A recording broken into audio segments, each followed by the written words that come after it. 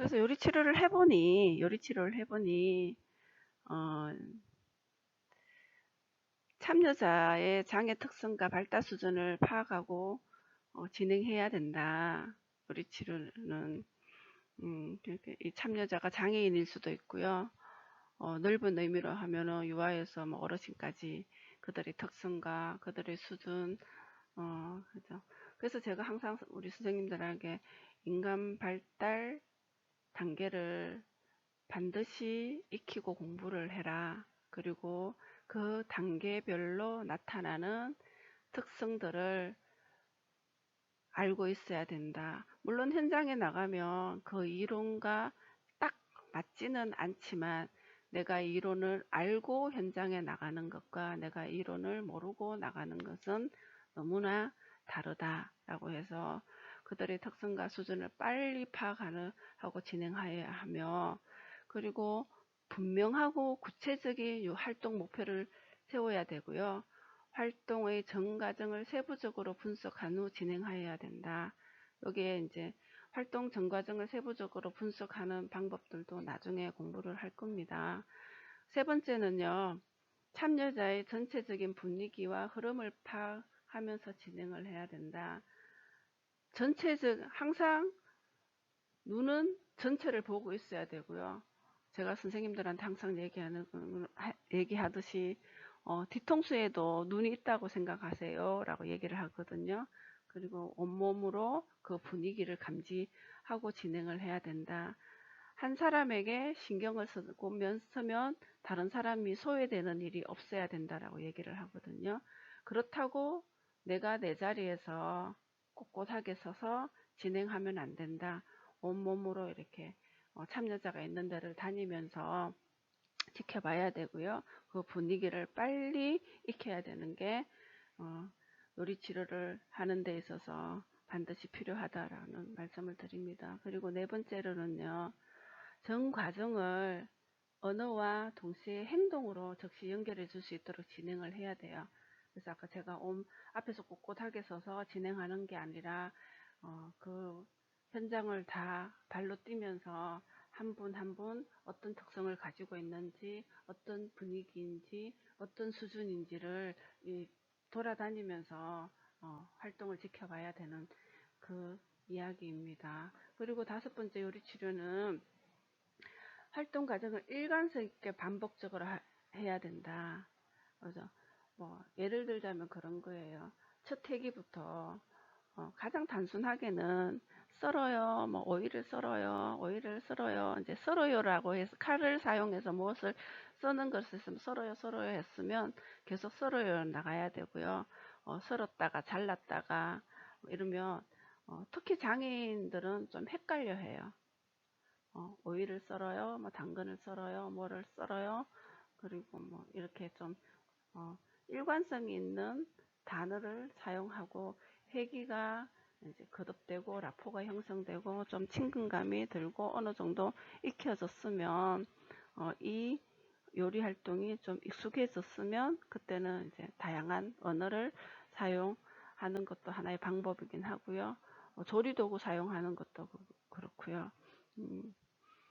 처음에는 뭐 안전하게 안전하게 뭐 손으로 찢다가 그 다음에 어느 정도 능숙하면 칼을 사용하다가 그 다음에 뭐 다지기, 그 다음에 믹서기 뭐 이렇게 조금 더 업그레이드 되는 그런 활동들을 보여주는 게 좋죠. 근데 처음부터 그러면 좀 헷갈려 하긴 해요. 그리고 여섯 번째 요리치료사는 장애인에게 먼저 질문하고 대답을 보여주는 모델링의 역할을 해야 된다. 근데 우리가 어떤 강의를 가면 앞에 선 강사들이 막 질문을 많이 하시는 강사님이 계시잖아요. 그러면 처음이라 저도 좀 당황스럽고, 저도 이제 뭐 어디 강의를 들으러 갔을 때 좀 당황스럽거든요.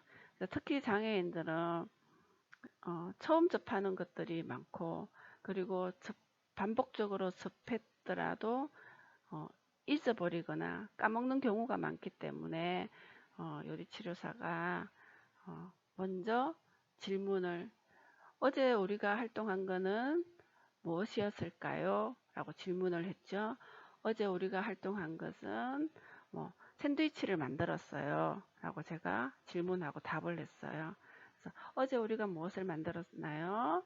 어제 우리는 샌드위치를 만들었어요. 제가 먼저 질문하고 제가 답을 하는 거예요. 그러고 나서 질문을 하는 거예요. 어제 우리가 무엇을 만들었어요? 하면 이분들은 한번 들었기 때문에 샌드위치 이렇게 얘기를 하시는 모습을 보거든요. 그래서 먼저 질문하고 대답까지 요리치료사가 한다. 그리고 나서 다시 질문을 하는 모델링의 역할을 치료사는 해야 됩니다.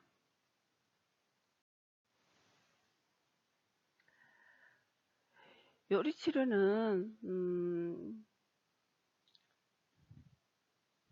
교육과 치료의 가치를 가지고 있더라. 물론 요리가 그만큼 중요해? 라고 하시는 분들도 초창기에 많이 말씀을 하셨어요. 뭐 장애인들이 뭘 만들 수 있겠냐. 제 에세이 보면 그런 내용들이 있는데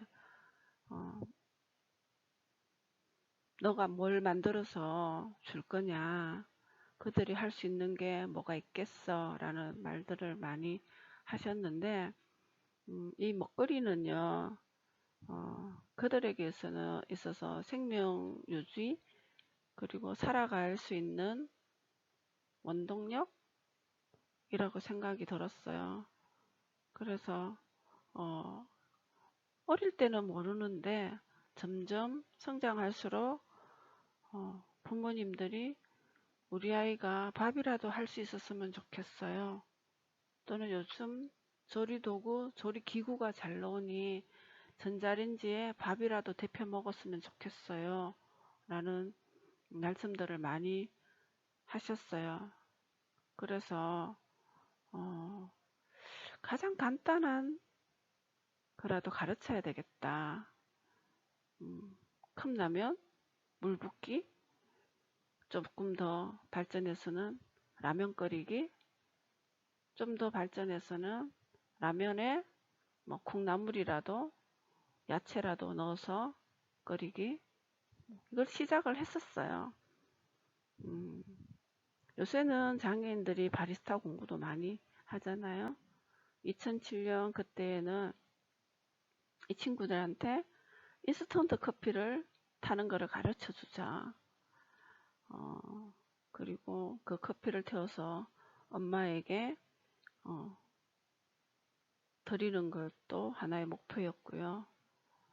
그렇게 해서 시작을 했는데 제가 가지고 있는 지식과 노하우를 함께 했더니 장애인들에게는 교육과 치료 지원의 가치가 포함이 되고 있더라라고 알았습니다. 사람들이 살아갈수록 편리해진다는 것은 장애인에게는 편리해진 환경과 변화에 적응하는데 어려움이 더 많다라는 걸 의미를 해요. 예를 들자면 요새 조리기구들이 너무나 다양하게 잘 나와 있는데 이거를 작동을 하려면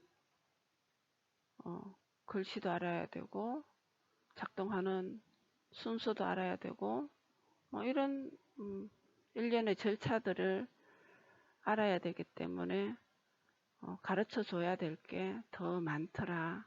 그래서 보통의 사람들이 편리해진다라는 생활이 우리 장애인들에게는 해야 할 일, 공부해야 되고 익혀야 될 것들이 더 많아진다는 의미이기도 해요. 그러므로 요리는 살아가는 데 바탕이 되기도 하지만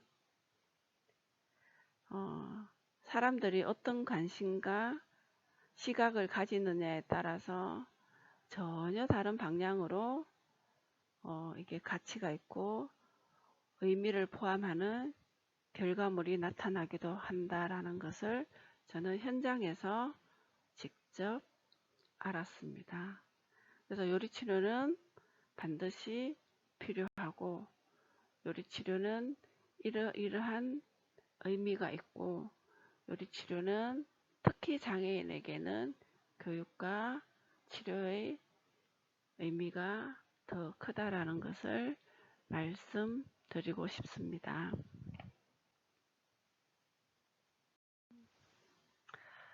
요리치료 프로그램 매뉴얼과 실제라는 책에서 첫 강좌로 요리치료의 의미와 필요성에 대해서 알아보았습니다.